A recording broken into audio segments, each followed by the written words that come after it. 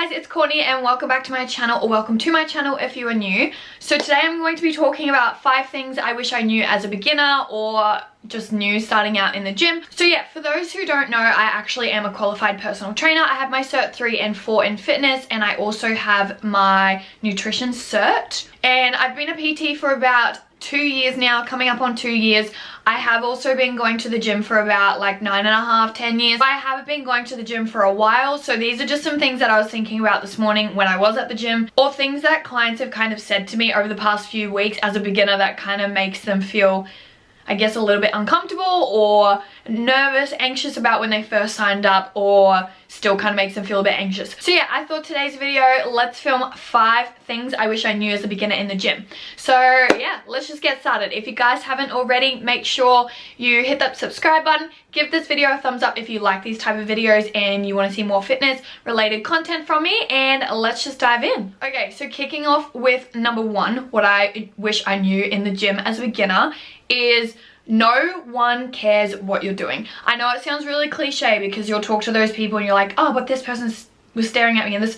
Honestly, half of the time no one's even looking at you. I know for me, I personally have a resting bitch face. I can't help it. And especially when I'm in the middle of my training, if I am dying in between sets, I look like I want to murder you. And I'm probably looking through you, not at you. This is something that especially myself as a beginner, I had to get over. I felt like any single time someone would look at me in the wrong way, it could have just been them glancing over, but because they would look in my direction, I'm like, oh my god, they're looking at me. Especially when I was starting out as a little bit more overweight, you can be a little bit more self-conscious, but that is like the biggest one that I want to talk on, because it's one thing that my clients say all the time, like, I'm nervous to send you check-in videos or film myself at the gym, or it doesn't even have to be related to like filming yourself, but they're like, oh, I didn't come in yesterday because there's a few people, or I was here for 5 minutes and then like people are looking at me. In reality, you may get the odd person here or there, because I know there's probably going to be Karens in my comments saying some people do stare at you at the gym. If they want to stare at you, that's their problem. But overall, no one really gives a shit what you're doing in the gym. Obviously, you might get people that look here or there, but overall, no one really cares. Everyone's there to do their own thing. And if people do want to stare and feel like they have an opinion on things, then that's their problem, because you're there to better yourself mentally and physically. So if you're bettering yourself, then who cares? But that's like my biggest one that I get from clients, so I thought we'd start off nice and strong. Second one, I made this mistake a lot. Even some days I push it a little bit much just because I get excited during my workouts. Stop doing more than like 5 to 6 exercises. I used to go into the gym for 2.5, 3 hours, and I would do 10 to 12 exercises. Yes, I know it's a lot. Looking back, I don't know how my body even coped. Especially if you are strength training, anywhere from like 4 to 6 exercises is perfect. You want to do mostly compound movements, so things like your squats, deadlifts, bench press, things that kind of use more than one muscle group, and you're obviously going a little bit heavier in weights. But you do not need to do 10 to 12 different exercises and spend 2 hours at the gym. You'll have the odd person here or there that's like, yeah, you must spend 1.5 hours to 2 hours at the gym. No. If you do a 30 to 45 minute workout, perfect. If you only do 3 exercises, perfect. You might do more sets, you might do more reps. If you're going heavier, you're gonna have longer rest times. If you do a bit of cardio, obviously you're gonna stay that a little bit longer, but you do not need to do so many exercises. 1, it's not good for your body.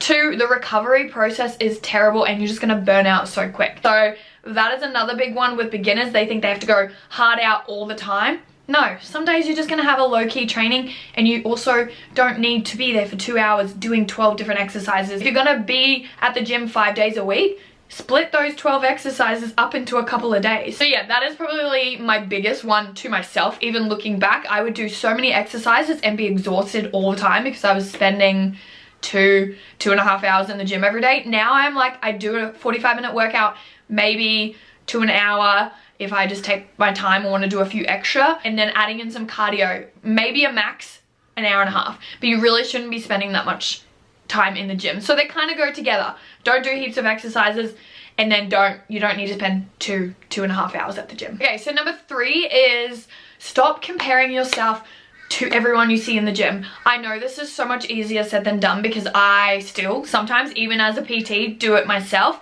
but it's so easy to get wrapped up in, oh my god, look at that girl, look at that girl, or look at that guy, look at that guy. But in all reality, they may look at you the same way too and go, oh, I wish I had, you know, his arms, or I wish I had her glutes, but you're looking at them and thinking the same thing. So everyone essentially, we always want what we don't have, and the only way to kind of get there is to work on it. However, a lot of this is going to come down to genetics, it's going to come down to height, it's going to come down to how you put on muscle compared to others. For me personally, I tend to tone up really quick in my upper body. My lower body tends to hold more fat, and that's just genetically how I'm built. So I learned to adjust around, instead of going, oh my gosh, I want like thin legs, I'm going to work on that and build a bit more muscle, or work on things that are going to work for you and your lifestyle is going to be more maintainable. But yeah, I know this is a really big one that people just, you look at somebody else and you may be comparing them, you might be a beginner, might be only a couple of weeks into your journey or just getting started back into like say a weight loss goal or muscle gain goal,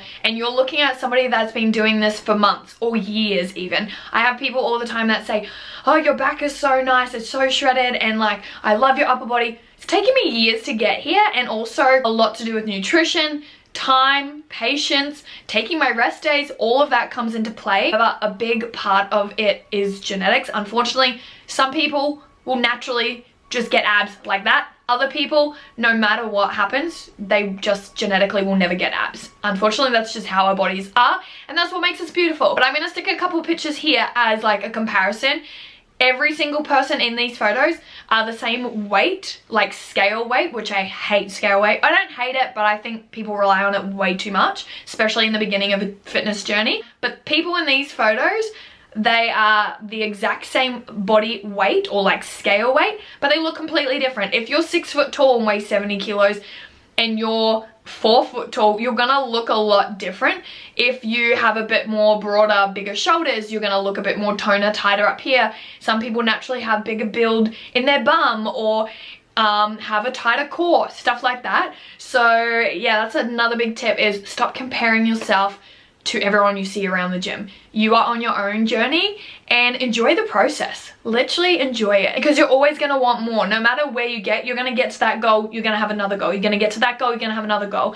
And that's what the good thing is about like fitness and the gym and stuff like that. You're always evolving, you're always, one, learning new things, and two, you're always gonna have new goals that you're working towards. Okay, number 4 kind of ties in with that a little bit, but rest days are just as important as your active or your exercise days. This is one thing that I did not do enough when I was first starting out. Even sometimes to these days, I'm like, oh, today's a rest day, and then I just can't help myself and I have to go into the gym. Rest days are so important. 1, for your recovery.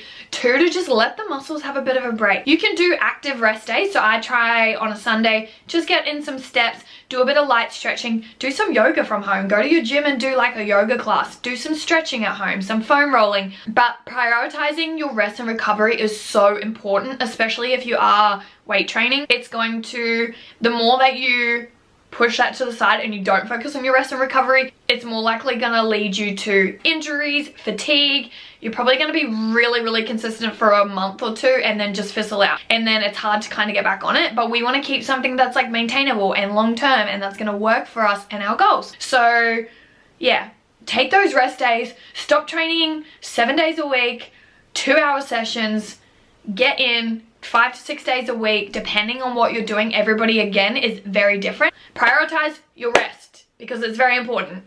Okay, and 5th and final one is probably my most important tip. Even to this day, I still use this on myself, my clients constantly, is be patient.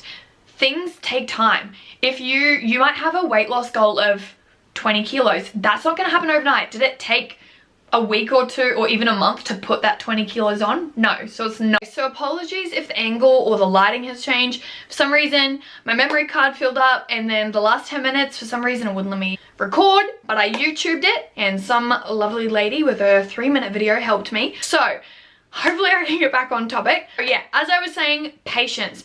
If you obviously are looking to lose 20 kilos, you didn't put that 20 kilos on overnight or within a week or within a couple of months. You probably put it on gradually over a couple of years. It's not just gonna come off like that. So we need to be patient. Progress takes time. And even like I spoke about earlier, when you get to that goal, you're probably going to have another goal and another goal. You're always going to be changing your goals or wanting to get to another point. Once you get to that point, you're going to want to get to another point. But weight loss, muscle gain, whatever your goal is, it takes time. Time, consistency, hard work. I would say, as a general rule of thumb, in order to at least see results within yourself, because obviously we're the harshest on ourselves, I would say, in order for you to see it yourself, I find I usually see my clients' results or somebody else's results quicker than my own. Usually that 8 to 12 week mark is when you will, but it takes consistency. Yeah, you had a bad day with your eating. Instead of letting it spiral until the next Monday, get back on track the next day. Get back on track the next meal. You missed a couple of days of gym because you were sick. Get back into it as soon as you can, even if that means adding in some more steps, getting your walk in.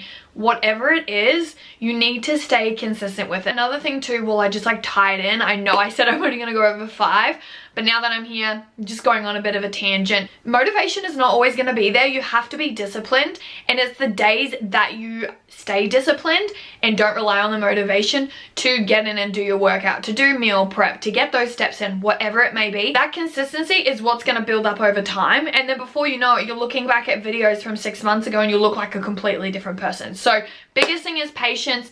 You want to, like, really ideally, if you're dropping weight way too quick, it's not going to be sustainable, and you're probably going to put it all back on, if not double, in half the amount of time. If you're wanting to lose body fat, anywhere from ½ kilo to 1 kilo of body weight per week is ideal to keep it off. Obviously, as you start to lose, you will plateau and all of that, so that's where patience, consistency, discipline, it all comes in. But trust the process and just kick goals, because that's what we're all there for. You going into the gym, you signing up to the gym is the first step into being a better you, whether that be losing weight, building muscle, all of that. So either way, you're doing 10 times better than probably half the other people that you talk to. So at least you're trying to do something about it. So just remember that. Okay, so I feel like I've rambled enough for today's video, but I hope you guys did enjoy and it gave you a bit of an insight as to things that I wish I had to focus on a bit more or knew as a beginner in the gym. Obviously, these are just like my own tips. Everyone's gonna have their own, but these are ones that I find come up very often in conversations when I talk with people. So